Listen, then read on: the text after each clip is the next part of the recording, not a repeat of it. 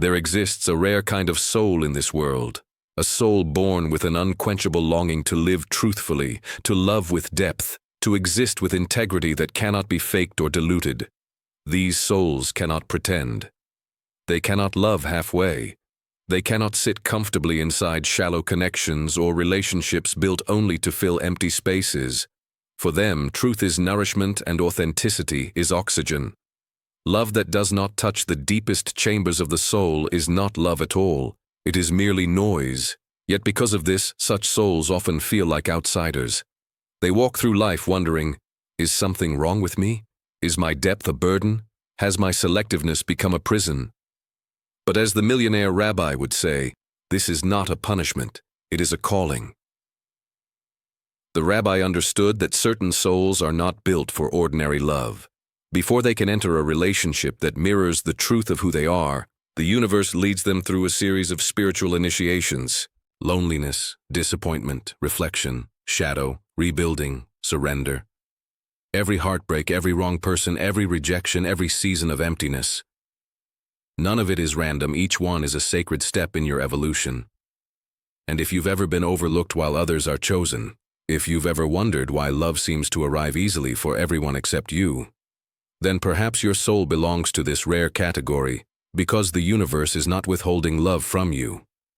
It is preparing you for a love that will meet you at your depth. Today, through the wisdom of the millionaire rabbi, we will unravel the hidden spiritual design behind your journey and stay to the end, because the final revelation will change the way you see yourself, love, and destiny.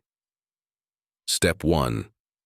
Separation from the collective unconscious. The necessary loneliness before true love. There is a phase every rare soul must walk through before destiny introduces them to their person, a long, heavy, confusing loneliness. A loneliness not chosen, but assigned. While your friends celebrate anniversaries, post wedding photos, start families, and show off smiling portraits on social media, you sit in silence staring at the ceiling, asking, why can't I feel what they feel? Why does something natural for others feel so unreachable for me? What you are experiencing is what the millionaire rabbi called the separation from the collective unconscious.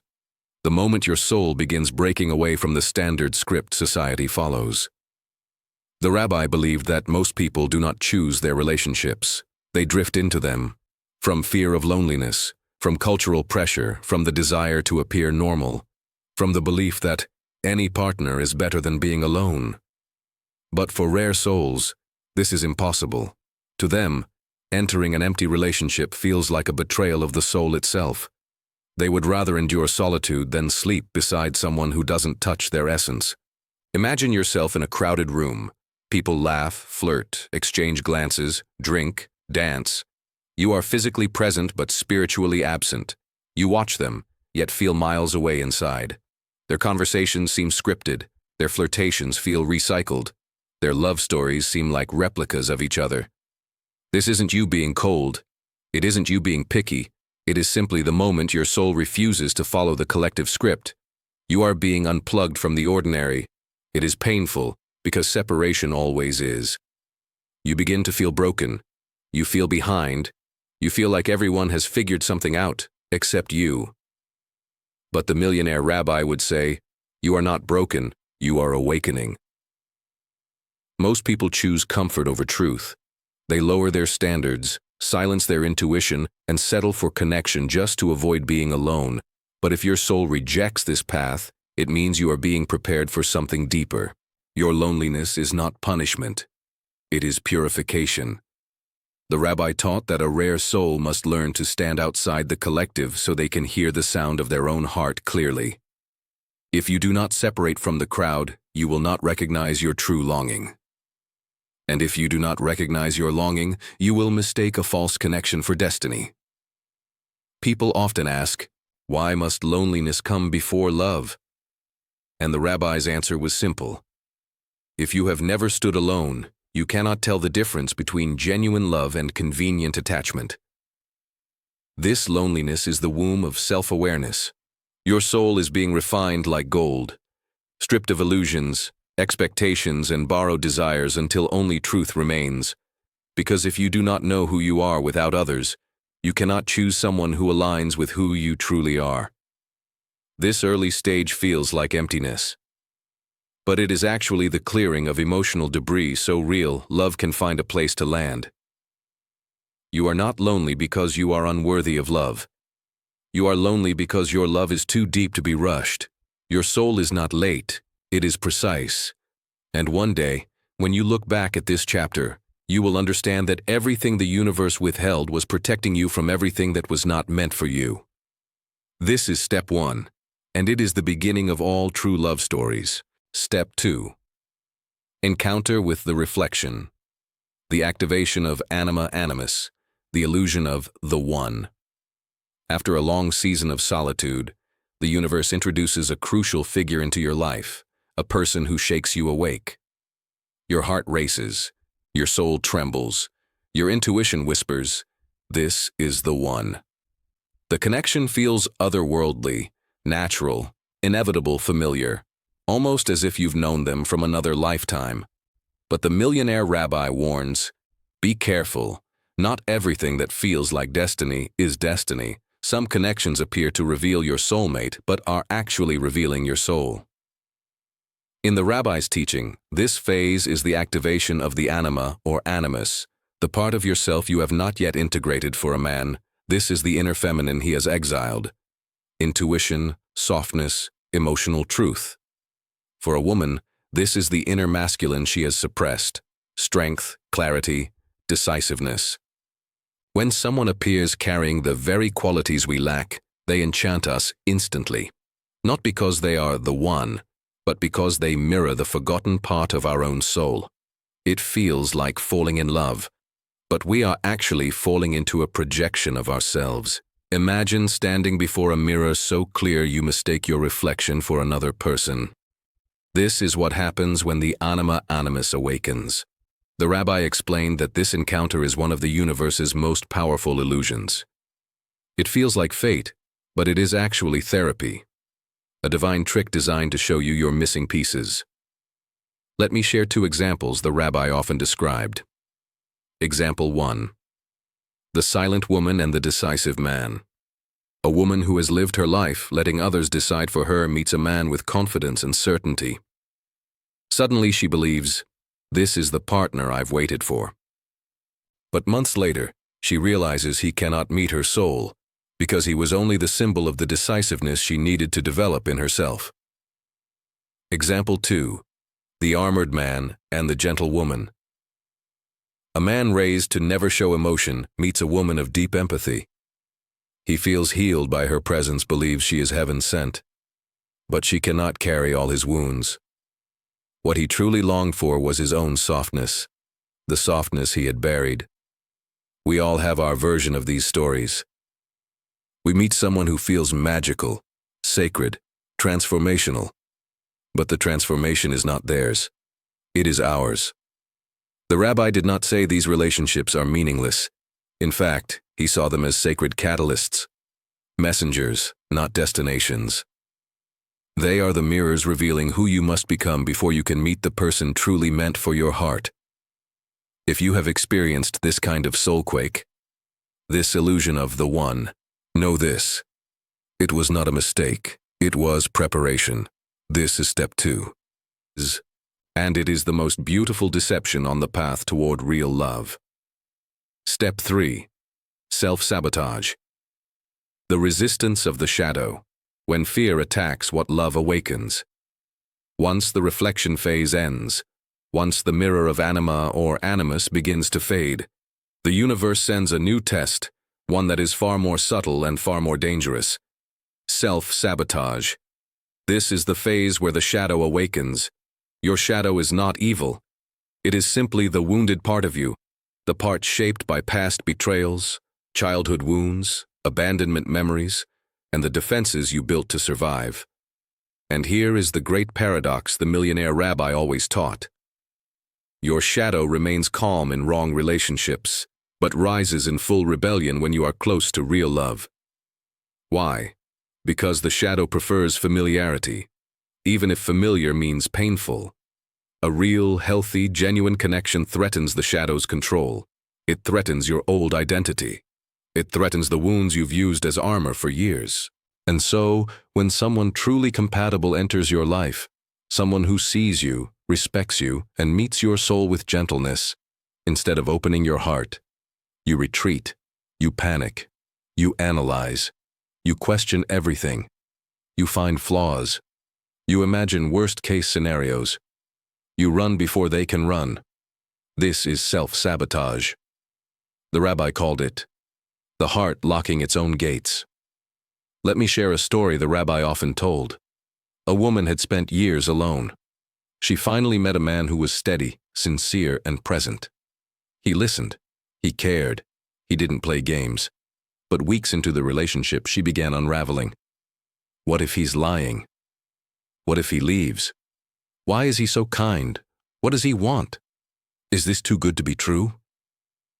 She analyzed every silence, every text delay, every tone change. Eventually, she pushed him away to avoid the possibility of being hurt. She told the rabbi, "I don't know why I did it. I sabotaged the only good thing I've ever had."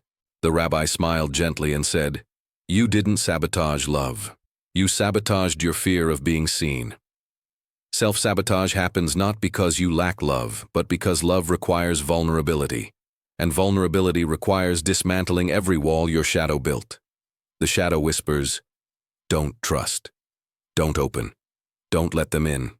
They will hurt you. It will end badly. You're safer alone." And tragically, many listen to the shadow. They confuse fear with intuition, defense with discernment, hypervigilance with wisdom. But in truth, they are simply reliving an old wound in a new story. The rabbi taught that when you push away what is right, you are not rejecting them. You are rejecting the part of yourself that believes you deserve goodness.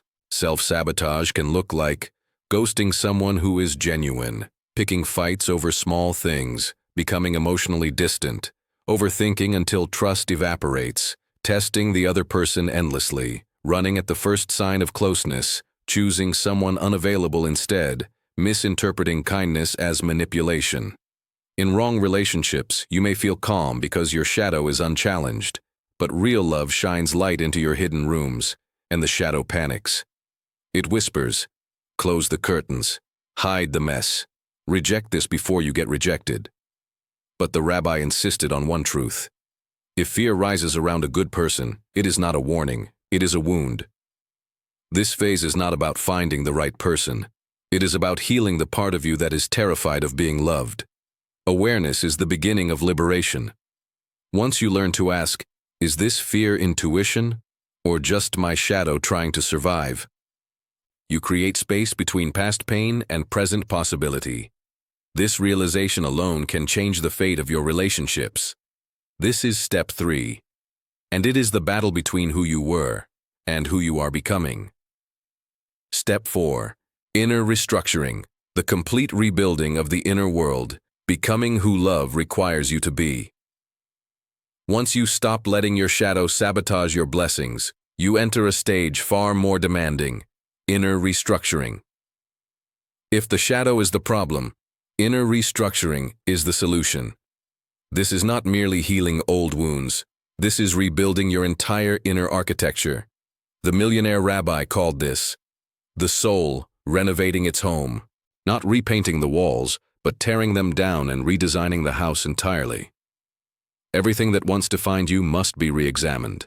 Your roles, your identity, your boundaries, your patterns, your expectations, your emotional habits, your relationship to yourself, your willingness to receive love. The rabbi taught, you cannot build true love on the foundation of an old self. Just as a home built on unstable ground collapses, a relationship built on an unhealed foundation will too. This phase often looks like major life shifts, changing careers, ending friendships, walking away from toxic environments, releasing old family expectations, dropping outdated self-images, letting go of the identity built around pain. People around you may say, "You've changed, you're not the same, you're abandoning everything, you're being selfish." But deep down, you know the truth. You are not abandoning your life, you are reclaiming it. The rabbi often compared this phase to carrying an old suitcase. Inside this suitcase are childhood wounds, limiting beliefs, identities created for survival, emotional patterns inherited from family, fears passed down through generations. You carry this suitcase everywhere, into friendships, into work, into dating, into bed with you at night. Inner restructuring is the moment you finally open the suitcase. You take out each item, you look at it honestly, and you ask, does this still belong to my future? And surprisingly, most of it doesn't. The rabbi warned that one of the greatest dangers for rare souls is turning pain into identity, telling yourself things like, I'm too different, I'm too deep, I'm too hard to love, no one understands me, I'm meant to be alone. These stories feel noble, but they trap you in isolation. Inner restructuring requires you to release even the comforting story of your suffering, because true love cannot enter the heart of someone who has made loneliness their home. The rabbi would often say, do not marry your wounds. They are only guests. As your inner world restructures, an extraordinary transformation occurs. You stop chasing validation, you stop fearing abandonment, you stop performing for acceptance, you stop needing someone to fill your emptiness, you stop tolerating shallow connections, you stop attracting relationships that mirror your wounds. You start becoming whole within yourself, and when you become whole, something miraculous happens. You stop looking for someone to complete you, and begin attracting someone who complements you. Your energy shifts from longing to radiance, from scarcity to abundance, from insecurity to grounded presence. And this new presence is what magnetizes the right partner toward you. Inner restructuring is painful. It may cost you relationships, routines, comfort, and the identity you've worn for decades. But what it gives you is priceless. Your true self, and only your true self, is capable of receiving your true love. This is step 4, and it prepares you for the final, most sacred stage. Step 5, surrender to life. The paradoxical release, when you stop seeking love and love finds you. After your inner world is rebuilt, the universe asks for the final offering, surrender. This doesn't mean giving up on love. It means releasing the desperation for it, releasing the timeline, releasing the expectation, releasing the illusion of control. The millionaire rabbi called this returning the steering wheel to heaven. As long as you grasp, chase, or cling to love, your energy communicates neediness, and neediness repels destiny. The rabbi often said, love comes to those who stop using love as medicine. When you stop seeking a partner to fix you, complete you, save you, or validate you, you transition from needing love to being ready for love. This surrender is not passive. It is powerful. It means you no longer measure your worth by someone's presence. You no longer panic about timelines. You no longer chase anyone. You no longer accept anything misaligned. You no longer fear being alone. You no longer beg destiny. You trust the timing of your life. It is the moment your soul whispers, if love comes, good. If not yet, also good. Because I am whole, either way. And that energy, that grounded peace, is precisely what attracts your true partner. When you stop chasing love, and love quietly walks toward you, surrender is the most misunderstood spiritual principle. People think surrender means giving up, but the millionaire rabbi teaches the opposite. Surrender is not defeat. Surrender is partnership with heaven.